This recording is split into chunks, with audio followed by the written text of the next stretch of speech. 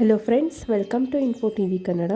ಇವತ್ತಿನ ವಿಡಿಯೋದಲ್ಲಿ ನಾವು ಸ್ವಾಮಿ ಆಂಜನೇಯ ಸ್ವಾಮಿಯನ್ನು ಮಂಗಳವಾರದಂದು ಪೂಜೆ ಮಾಡಿ ಈ ಮಂತ್ರವನ್ನು ಹೇಳುವುದರಿಂದ ನಮ್ಮ ಸಕಲ ಸಂಕಷ್ಟಗಳನ್ನು ನಿವಾರಿಸುತ್ತೆ ಮತ್ತು ನಮ್ಮಲ್ಲಿ ಇರುವಂತಹ ಆರ್ಥಿಕ ಸಮಸ್ಯೆ ಕೂಡ ನಿಧಾನವಾಗಿ ನಿವಾರಣೆಯಾಗುತ್ತದೆ.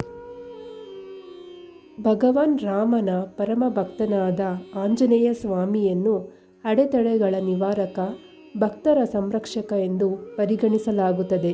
ಈ ಕಾರಣಕ್ಕಾಗಿ ಆಂಜನೇಯ ಸ್ವಾಮಿಯನ್ನು ಸಂಕಟ ಮೋಚನ ಎಂದು ಕರೆಯಲಾಗುತ್ತದೆ.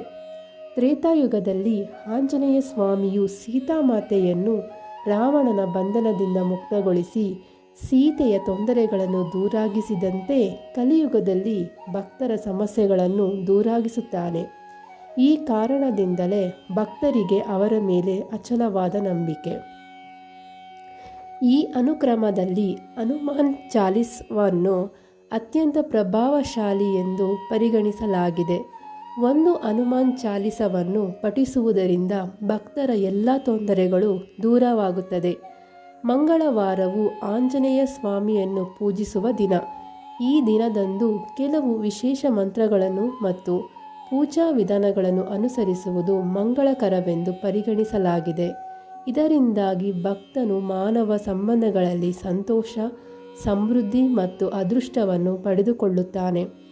ಮಂಗಳವಾರ ನಾವು ಪಠಿಸಬೇಕಾದ ಆಂಜನೇಯ ಮಂತ್ರಗಳ ಬಗ್ಗೆ ಇಲ್ಲಿ ತಿಳಿಯೋಣ ಬನ್ನಿ.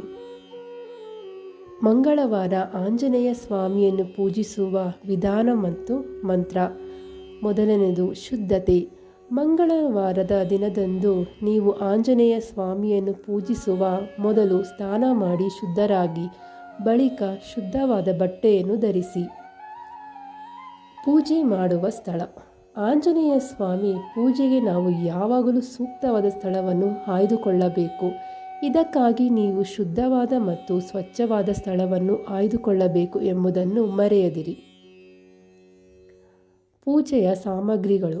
ಆಂಜನೇಯ ಸ್ವಾಮಿಯನ್ನು ಪೂಜಿಸುವುದಕ್ಕಾಗಿ ನಿಮಗೆ ಆಂಜನೇಯ ಸ್ವಾಮಿ ವಿಗ್ರಹ ಅಥವಾ ಫೋಟೋ, ಕುಂಕುಮ, ಅಕ್ಷತೆ, ಧೂಪ, ದೀಪ, ಬೆಲ್ಲ, ಸಿಂಧೂರ ಮತ್ತು ಗುಲಾಬಿ ಹೂವುಗಳು ಸೇರಿದಂತೆ ಇನ್ನಿತರ ಪೂಜೆ ಸಾಮಗ್ರಿಗಳನ್ನು ತೆಗೆದುಕೊಳ್ಳುವುದು ಕೂಡ ಅವಶ್ಯಕವಾಗಿದೆ.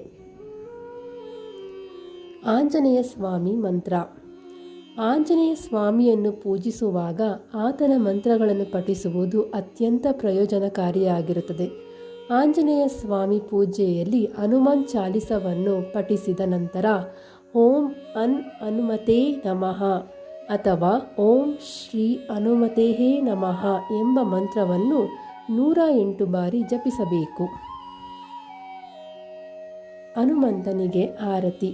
ಆಂಜನೇಯ ಸ್ವಾಮಿಯನ್ನು ಪೂಜಿಸಿದ ನಂತರ ಆತನಿಗೆ ಆರತಿಯನ್ನು ಬೆಳಗುವುದು ಸಂಪ್ರದಾಯ. ಈ ಸಮಯದಲ್ಲಿ ನೀವು ಆಂಜನೇಯ ಸ್ವಾಮಿಗೆ ಆರತಿಯನ್ನು ಮಾಡಿ ಹೂಗಳನ್ನು ಅರ್ಪಿಸಬೇಕು. ಆಂಜನೇಯ ಸ್ವಾಮಿ ಪೂಜೆಗೆ ಪ್ರಸಾದ. ಆಂಜನೇಯ ಸ್ವಾಮಿಯನ್ನು ಪೂಜಿಸಿದ ನಂತರ ಪ್ರಸಾದದ ರೂಪದಲ್ಲಿ ಕೆಲವು ಸಿಹಿ ತಿಂಡಿಗಳು ಅಥವಾ ಹಣ್ಣುಗಳನ್ನು ತಯಾರಿಸಿ ಆಂಜನೇಯ ಸ್ವಾಮಿಗೆ ಅರ್ಪಿಸಬೇಕು. ಈ ವಿಧಾನಗಳ ಪ್ರಕಾರ ಮಂಗಳವಾರದಂದು ಭಗವಾನ್ ಹನುಮಂತನನ್ನು ಪೂಜಿಸುವುದರಿಂದ ಭಕ್ತನು ಮಾನವ ಮತ್ತು ಆಧ್ಯಾತ್ಮಿಕ ಸಂತೋಷ ಮತ್ತು ಶಾಂತಿಯನ್ನು ಪಡೆಯಬಹುದು. ನೀವು ಕೂಡ ಪ್ರತಿ ಮಂಗಳವಾರ ಆಂಜನೇಯನನ್ನು ಪೂಜಿಸಿ ಆತನ ಆಶೀರ್ವಾದವನ್ನು ಪಡೆದುಕೊಳ್ಳಿ. ಇದೇ ರೀತಿಯ ಹೆಚ್ಚಿನ ಮಾಹಿತಿಗಾಗಿ ನಮ್ಮ ಚಾನಲ್ ಸಬ್ಸ್ಕ್ರೈಬ್ ಮಾಡಿ. ಪ್ಲೀಸ್ ಸಪೋರ್ಟ್ ಮಾಡಿ. Thank you for watching.